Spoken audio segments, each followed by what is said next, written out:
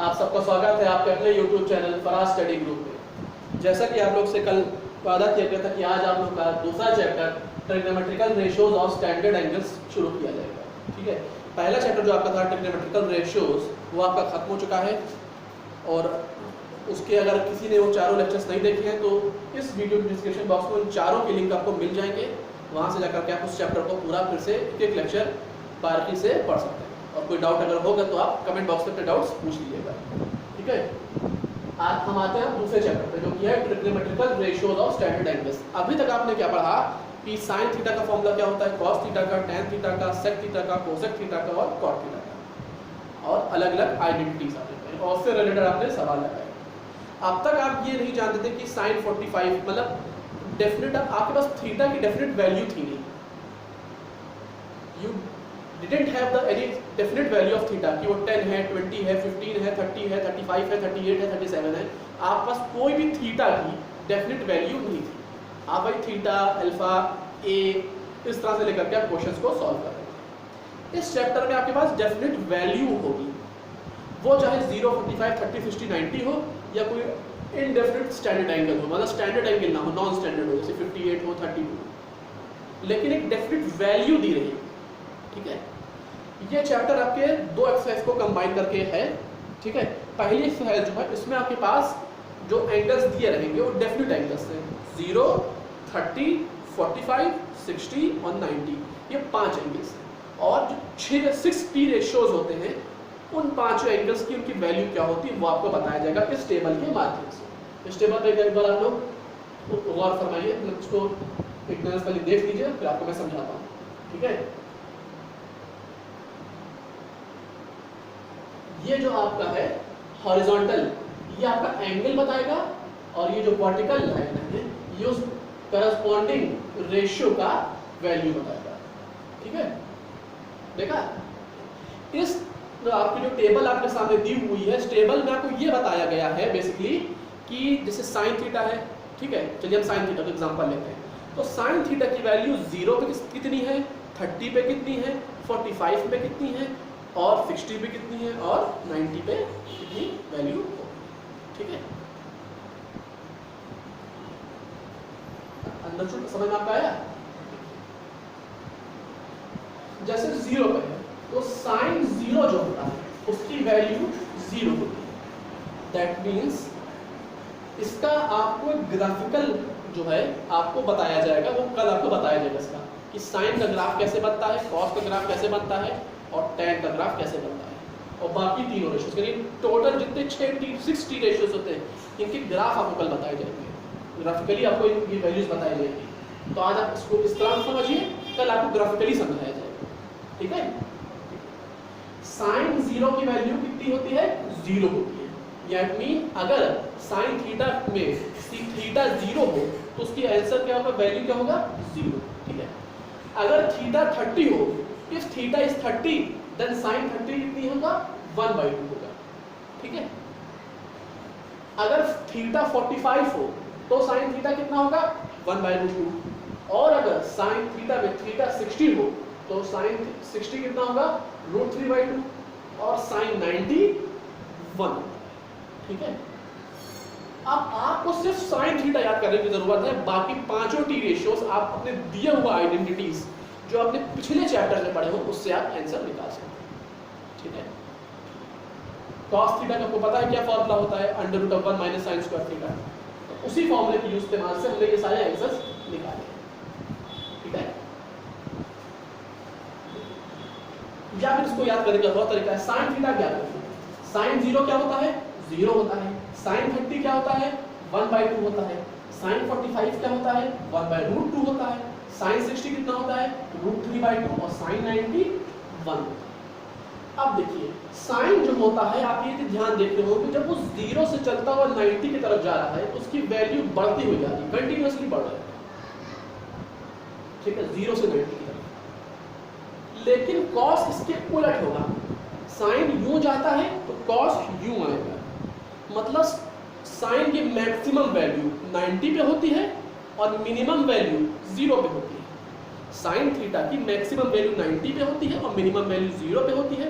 और कॉस का इसके उलट होता है, कॉस की मिनिमम वैल्यू 90 पे होती है और मैक्सिमम वैल्यू 0 पे होती है। कैसे? साइन 0 से 90 जैसे जाएगा उसी वे में कॉस 90 से 0 पे आएगा। यानी जो साइन 0 होगा वो कॉस 90 होगा और जो कॉस 90 होगा सॉरी और जो साइन 90 होगा वो कॉस 0 होगा। यानी अगर साइन 0 0 है तो कॉस 90 कितना होगा? 0 होगा। ठीक है? और अगर साइन 90 1 है तो कॉस 0 कितना होगा? 1। साइन 45 साइन थीटा और कॉस थीटा सिर्फ एक समय पे बराबर होते हैं और वो होता है इफ थीटा इज 45। ठीक है? अगर थीटा 45 है तो साइन और कॉस की वैल्यूज बराबर होंगी क्या? 1/√2। ठीक है? देखिए 0 तो मैंने आपको बता दिया 0 और 90 कि साइन 0 बराबर किसके होता है? cos 90 के और साइन 90 किसके बराबर होता है? cos 0 के। क्यों? क्योंकि साइन की वैल्यू एक स्टीप राइज लेती है और cos की वैल्यू एक स्टीप डाउनफॉल लेती है। यानी साइन जो होता है वो बढ़ते हुए जाता है छोटी सी वैल्यू लेकर के बड़े तक जाता है और cos बड़ी वैल्यू से छोटी की तरफ आता है। यानी इसका मतलब कि आप ये समझ सकते हैं कि साइन जो है वो धीरे धीरे उसने चलना शुरू किया और वो कुछ दूर जाके एकदम तेजी फ्रंट लाइन तक पहुंच गया और cos पहले ही एकदम तेजी से भागा लेकिन एंड पहुंचते पहुंचते पहुंचते एकदम स्लो लगा। ठीक है? तो जो साइन आपको सिर्फ साइन याद रखिए साइन थीटा 0 से 90 कैसे जा रहा है? साइन 0 0 साइन 30 1/2 साइन 45 1/√2 और साइन 60 √3/2 और साइन 90 1। आप उसी को जैसे 0 से 90 साइन जा रहा है उसको वैसे ही पलट दीजिए कॉस के लिए। तो साइन 90 ये ठीक है तो साइन 60 बराबर cos 30 और साइन 30 बराबर cos 60। ठीक है? साइन और cos आपका हो गया। अब tan कैसे निकालेंगे? Sine by cos sine theta by cos theta उसी करस्पॉन्डिंग वैल्यूज के लिए। tan 0 क्या होगा? Sign 0 by cos 0। tan 90 क्या होगा? Sine 90 by cos 0। अब देखिए यहाँ पे आप कुछ जहाँ देख रहे होंगे नॉट डिफाइंड दिया हुआ है तो आपको मैं ये बता दूं any number other than 0 any number divided by 0 is equal to not defined. क्योंकि tan क्या होता है? Sine theta upon cos theta. ठीक है? तो साइन tan 90 क्या होगा? साइन 90 अपॉन cos 90 यानी 1/0। तो 1/0 जो होता है that is equal to not defined. आप मैथमेटिक्स पे समझ सकते हैं कि एक लौता ऐसा सवाल है जिसका आंसर आज तक नहीं निकला है और शायद निकलना पाना बहुत मुश्किल है। नॉट डिफाइंड मतलब कोई आंसर नहीं। मैथमेटिक्स में एक लौता एक्सेप्शन है, लौता ऐसा सवाल है जो शायद इसका आंसर कभी नहीं निकले। नॉट डिफाइंड कोई आंसर इसका निकल ही नहीं सकता। 0/1 का तो आंसर है ठीक है लेकिन 1/0 का वही आंसर है। ठीक है? तो आपको साइन की वैल्यू पता हो गई, cos की पता हो गई, tan की पता हो गई। अब cot का क्या होगा? tan का उल्टा। sec क्या होगा? cos का उल्टा और cosec क्या होगा? sin का उल्टा। ठीक है? तो ये टेबल आपको याद रखने के लिए इसका शॉर्टकट ये है कि अगर आपको साइन की वैल्यूज याद है साइन 0 से लेकर के साइन 90 आपको याद है साइन 0 0 साइन 30 1/2 साइन 45 1/√2 और साइन 60 आपका √3/2 और साइन 90 1।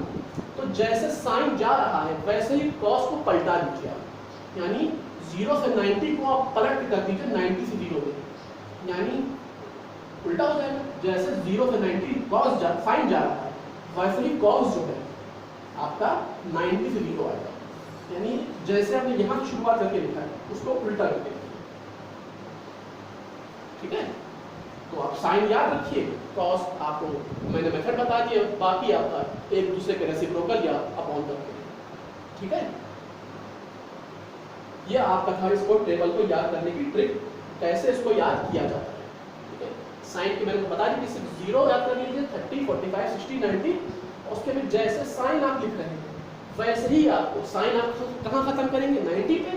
तो जहाँ आप साइन शुरू कर रहे हैं और जहाँ खत्म कर रहे हैं, जहाँ पे खत्म कर रहे हैं वहीं से cos शुरू करिए, लेकिन वैल्यू वो रखिए जो आपने साइन की शुरुआत से रखी है।